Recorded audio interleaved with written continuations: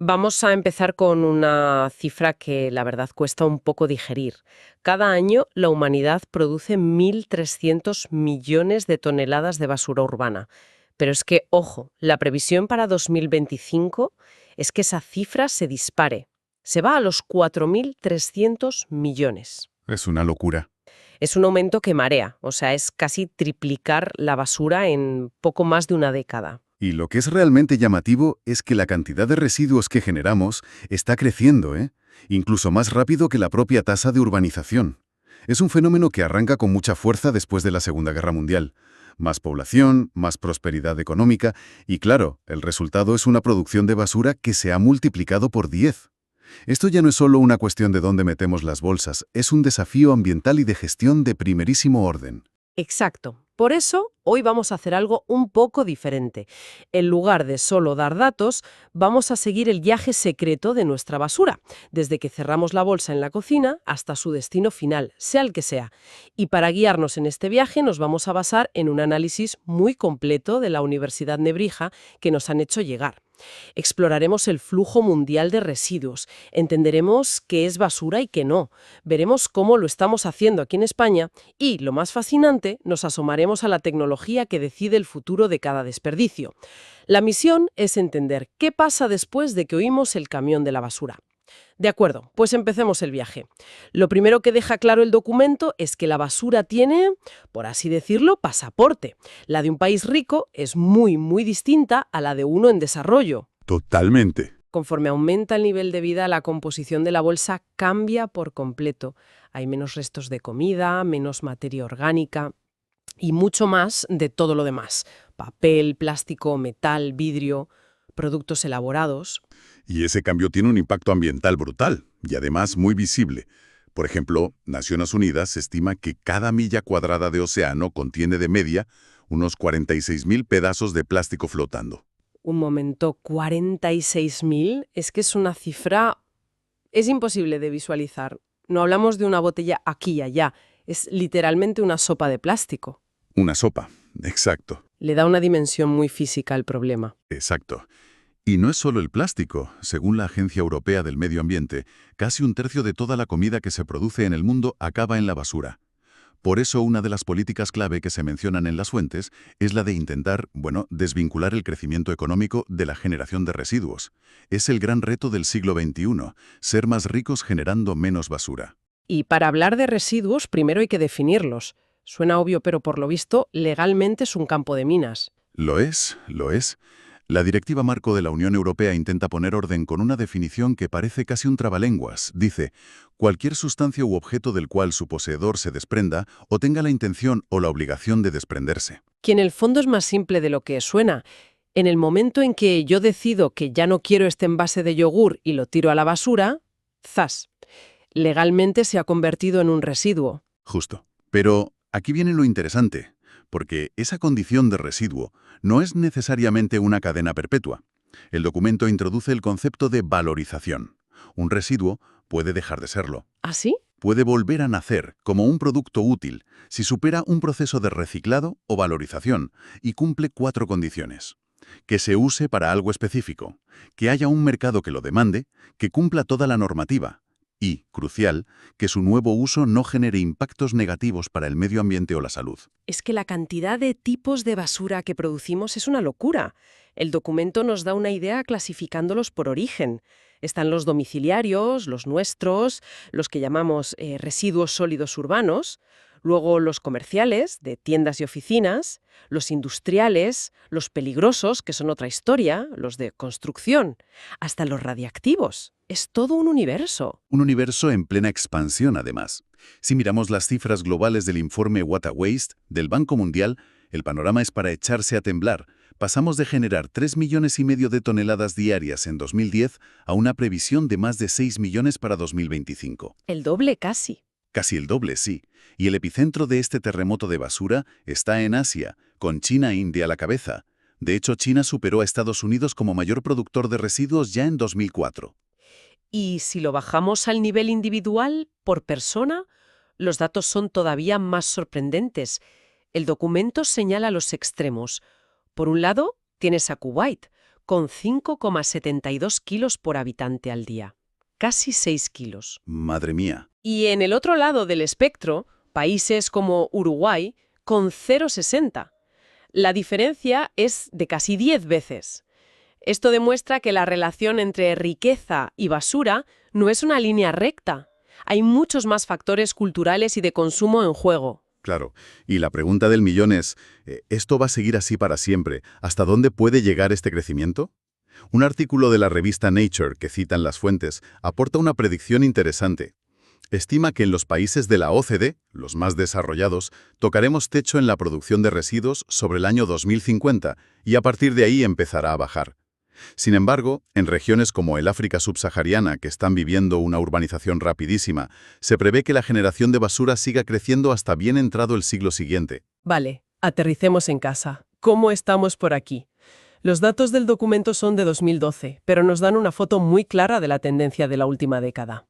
Ese año se recogieron en España 21,6 millones de toneladas de residuos municipales.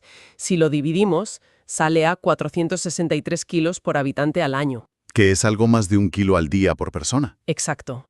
Pero lo interesante es que la gráfica muestra una tendencia a la baja desde 2003 y nos sitúa un poquito por debajo de la media europea de la época, que era de 488 kilos.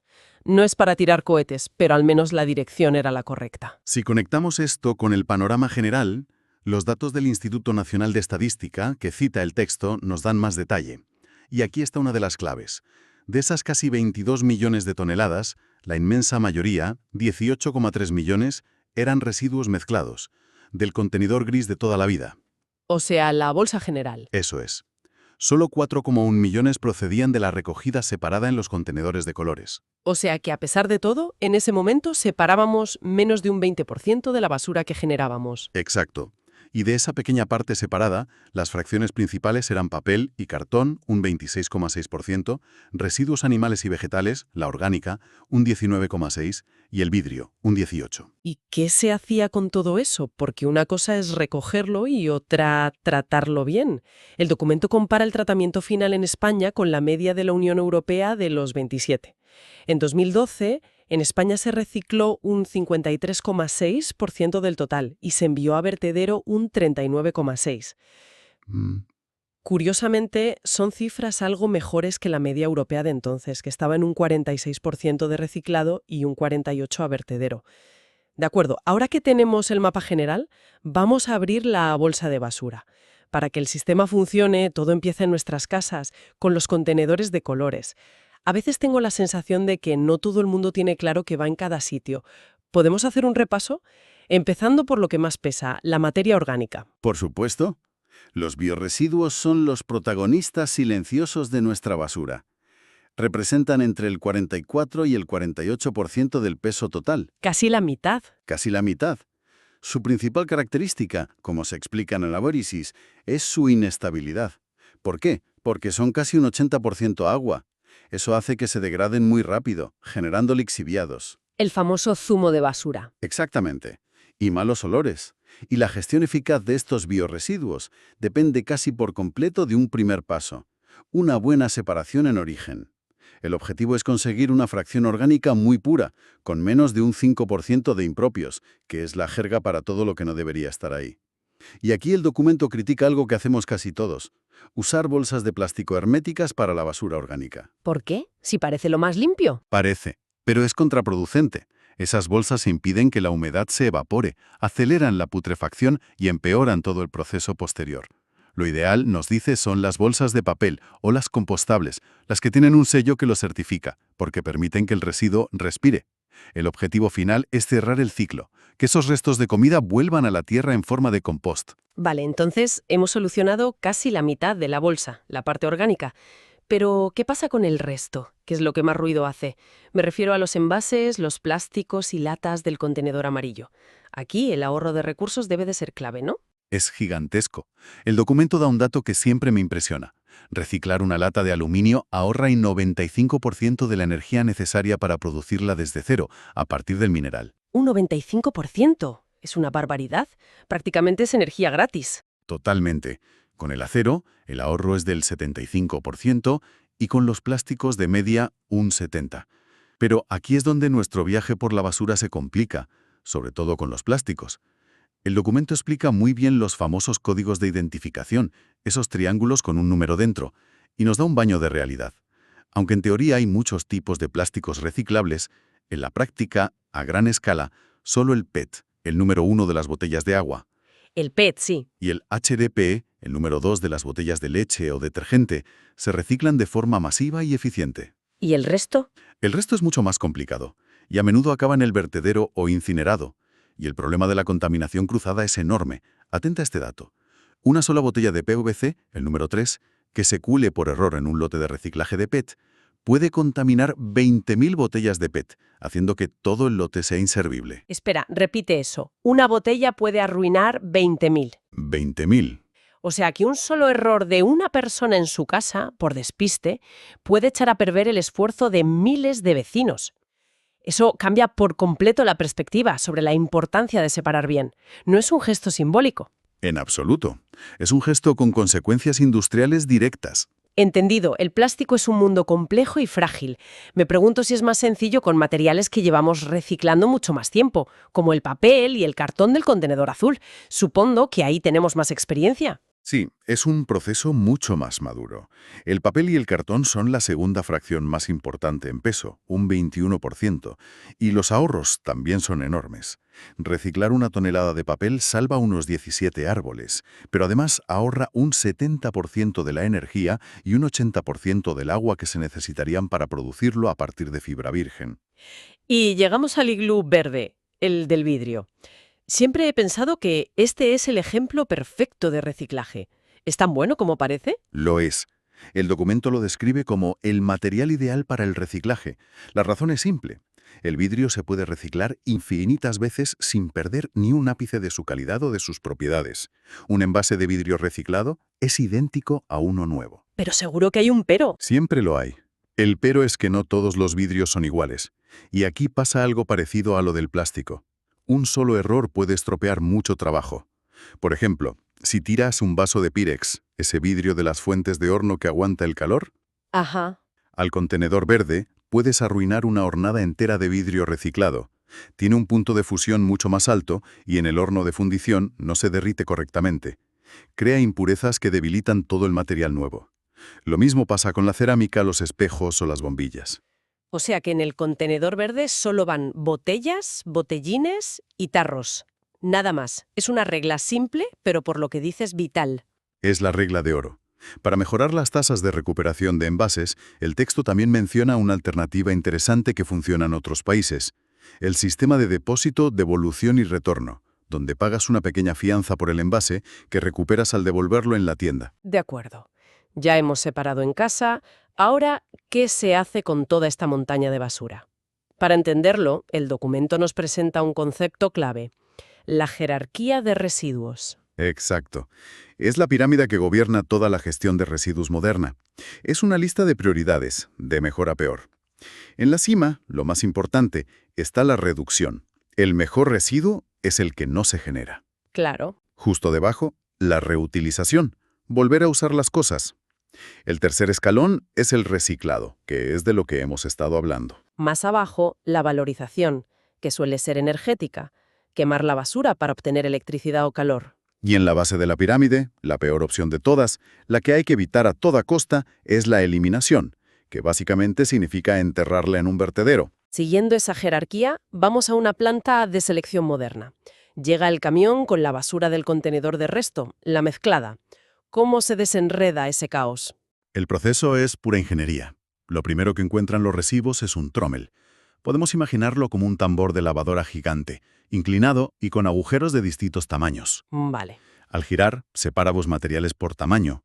La materia orgánica, que es pequeña y húmeda, cae por los primeros agujeros y se desvía para hacer compost. Bien, ya hemos quitado la parte pringosa. ¿Y el resto?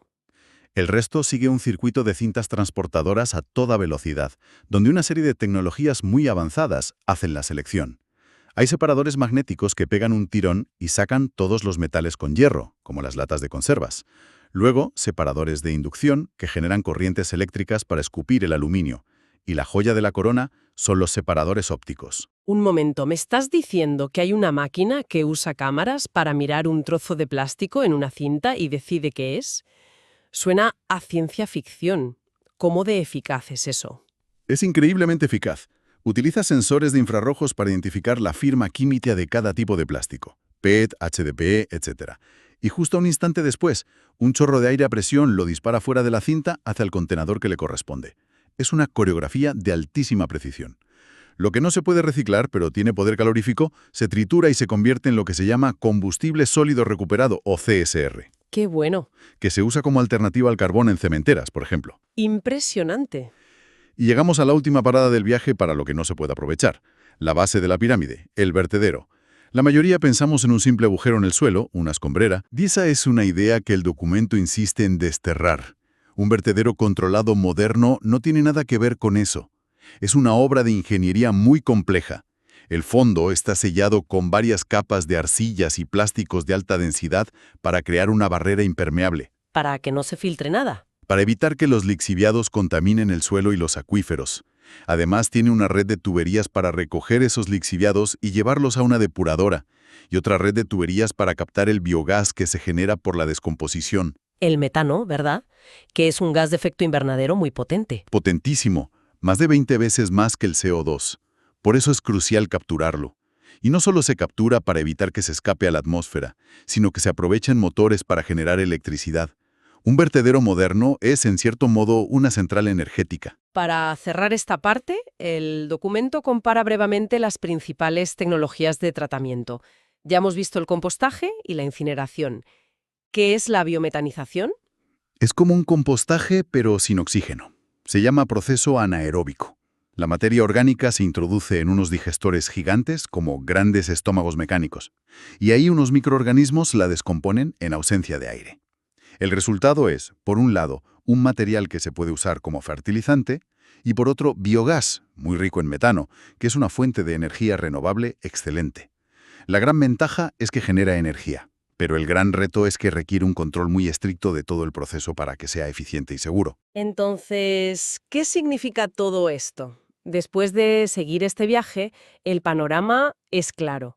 La generación de residuos es un desafío global enorme y creciente. Pero la buena noticia es que la tecnología y la estrategia, guiadas por esa pirámide de la jerarquía, nos ofrecen soluciones. El caso de España, con los datos que hemos visto, muestra una tendencia a la mejora, aunque es evidente que todavía queda mucho camino por recorrer, sobre todo en la separación en origen.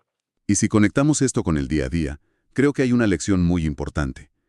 Toda la complejidad que hemos descrito, lo fácil que es arruinar un lote de plástico con una botella equivocada o un lote de vidrio con un trozo de cerámica, demuestra que la correcta separación que se hace en los hogares no es un gesto trivial o simbólico.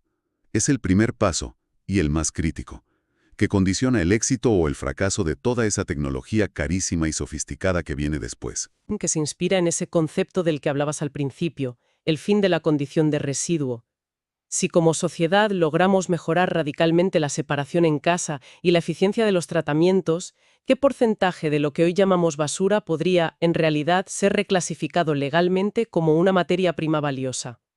Quizás el verdadero reto no sea gestionar nuestra basura, sino dejar de producirla no porque consumamos menos, sino porque empezamos a verla como lo que realmente es, un recurso fuera de lugar.